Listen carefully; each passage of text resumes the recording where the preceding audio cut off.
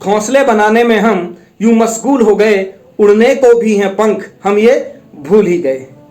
Today is the day rest of our life.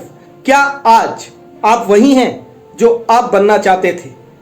अगर नहीं तो इस वीडियो को ध्यान से देखिएगा दोस्तों, क्योंकि आज मैं संजय उपाध्याय आपके साथ बांटने वाला हूं कुछ ऐसी बातों को जो हमें आज रूपांतरित करने में मदद करेंगी, हमें ट्रांसफॉर्म करने में मदद करेंगी और हमें मदद करेंगी हमारी जिंदगी में हमारे अपने मकसद को पहचानने में।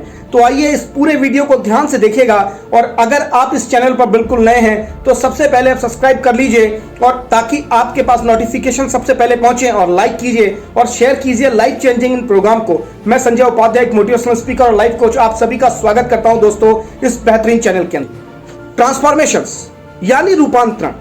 आज हम क्या हैं ये बहुत ज्यादा मायने नहीं रखता दोस्तों, हम क्या हो सकते थे ये अहम होता है।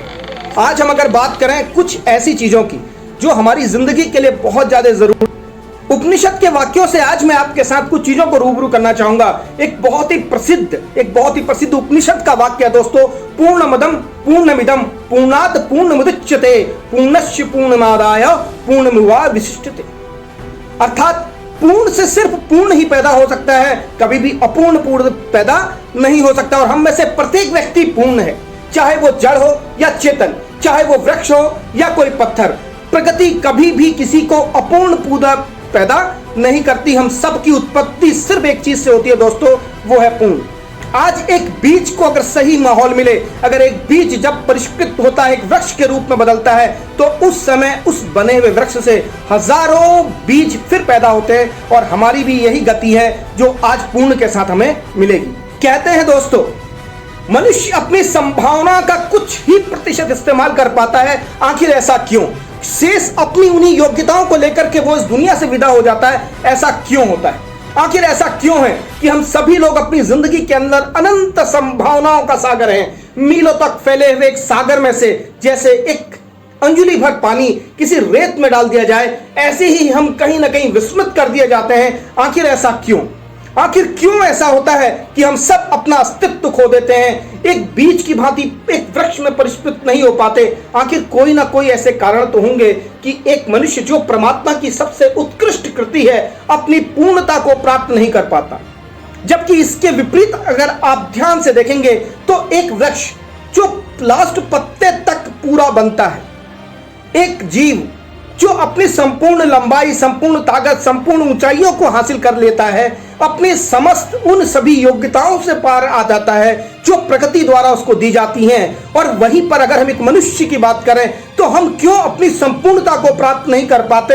हम अपनी सारी योग्यताओं का दोहन नहीं कर पाते? आखिर क्यों? क्या ये सवाल कभी आपके जहन में आता है? जरूर आया होगा, क्योंकि आज हम जहां तक हैं वहां तक का सफर हमने जो तय किया है दोस्तों, वो हमारी जिंदगी का संपूर्णता का सफर नहीं है। वो सफर उतना बड़ा सफर नहीं है जिसके लिए आप यहां पे आए थे। आखिर क्या वो कारण हैं जो कभी कभी आपके सबके जहन में आते होंगे? आप जरूर सोचते होंगे कि मुझे वो पूर्णता के बीच में कौन रोकता है। बहुत सारे ख्यालातों के बाद भी अगर आइए मिल करके देखते हैं क्या वो बेसिक कारण हो सकते हैं, क्या वो बुनियादी रूप से क्या वो कारण जिम्मेदार हैं हमारी उस पूर्णता को प्राप्त नहीं कर पाने के पीछे। तो मैं कुछ कारणों को आपके साथ साझा करना चाहूंगा दोस्तों, जिनमें सबसे पहली बात अगर मैं साझा करता हूं वो है आस्था, अर्थात विश्वास। ये विश्वास हमारा प्रकृति प्रदत्त विश्वास होता है, जो विश्वास हम अपने आप से स्वयं से करने के साथ साथ परमपिता परमात्मा पर करते हैं, एक आस्था लेकर के जाते हैं। वो आस्था की कमी कहीं ना कहीं कभी ना कभी हमें हमारी पूर्णता के रास्ते में ले जाने से हमें रोकती। दूसरी बात अगर मैं करना चाहूँ वो है दोस्तों भावनात्मकता, हमारा इमोशंस। हम कहीं ना कहीं मनुष्य रूप सहज रूप से भावनात्मक रूप से जुड़े होते हैं अपने परिवार से, अपने समाज से, अपने आसपास के माहौल से। और ये भावनात्मकताएं कभी कभी हमें उत्कृष्टता देती हैं, कभी कभी हमें ऊंचाइयां देती हैं, कभी कभी हमें बहुत आगे तक लेके जाती हैं। लेकिन कभी कभी इन्हीं भावनाओं के अंदर, इन्हीं भावनाओं के बहाव में बह करके भी हम उस संपूर्णता को प्राप्त करने से पहले टूट जाते हैं, बिखर जाते हैं और उन हासिल नहीं कर पाते उन ऊंचाइयों को जिनके लिए आज कहीं ना कहीं हम इस धरती के अंदर आए थे दोस्तों। तीसरी चीज जो सबसे ज्यादा अहम होती है वो है परिवेश, अर्थात हमारे आसपास का माहौल, जो शायद नकारात्मकताओं से शुरू होता है। वो माहौल जो हमें आगे बढ़ने से रोकता है, क्योंकि उस सोच में, उस तरह की समझ में, उन बातों को लेकर के बहुत सारी चीजें चलती हैं जो आज तक शायद हमारे जीवन में नहीं थी। एक बच्चा जब छोटे से शुरू करता है, वो ना से शुरुआत करता है और पूरी जिंदगी शायद वो ना ना ना ना सुन करके अपने अवचेतन में, अपने अचेतन में ऐसा मान बैठता है कि शायद सभी कुछ उसके बस का नहीं है। यह भी एक बुनियादी रूप से कारण हो सकता है। और एक बहुत बड़ा कारण है दोस्तों हमारी संगत, हमारी वैचारिकता, हमारी वो सोच, हमारी वो थॉट प्रोसेस जो हमें आज समाज के द्वारा, मोबाइल के युग में मोबाइल से मिलते हैं, बुक्स से मिलते हैं, हमारे आसपास के दोस्तों से मिलते हैं, टीवी से मिलते हैं, टेलीविजन की अलग अलग चीजों से, अखबार से, न्यूज़पेपरों से, और जहां नकारात्मकताएं भरी हैं, जहां पे लोगों की संभावनाओं को तोड़ा जा रहा है, दोहन किया जा रहा है, उनकी ऊंचाइयों को उनसे छीना जा रहा है। कहीं ना कहीं, कभी ना कभी हम भी उन्हीं हालातों के साथ गुजरते हैं। और अभी हमको भी ऐसा लगता है कि अगर मेरे माहौल के अंदर लोग आज नहीं कर पा रहे, मेरे परिवार के अंदर लोगों के साथ इतने बड़े तरीके से बदलाव नहीं आए, तो क्या मैं हासिल कर पाऊंगा?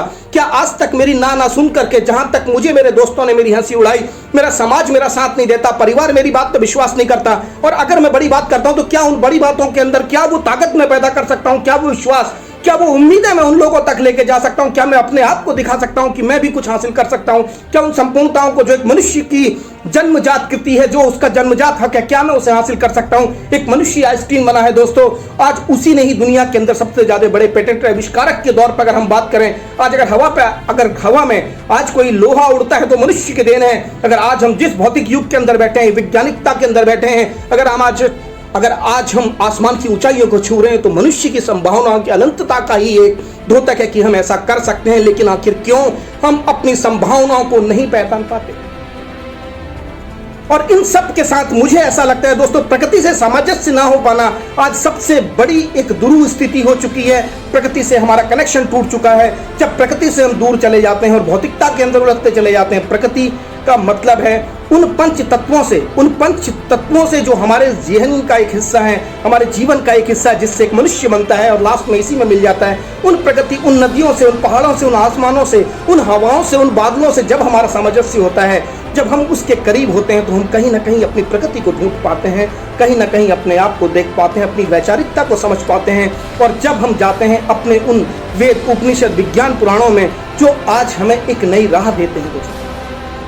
तो ये पंच तत्वों के ऊपर मैं बात करूंगा। और आज मैं आपके साथ सिर्फ ये साझा करने आया हूं कि मनुष्य की पूर्णताओं को, मनुष्य की अनंत संभावनाओं आज हम अपने अंदर ढूंढे, उन छुपी हुई अनंत संभावनाओं की खोज आप भी कीजिए, मैं भी करता हूं, और हम सब मिलकर करते हैं दोस्तों। निखारते हैं उन संभावनाओं को, तलाशते हैं खुद को आगे आने वाले कल में एक नए व्यक्ति के रूप में, एक रूपांतरित व्यक्ति के रूप में पाते हैं। तब तक के लिए जय हिंद, अपना ख्याल रखिएगा, टेक केयर।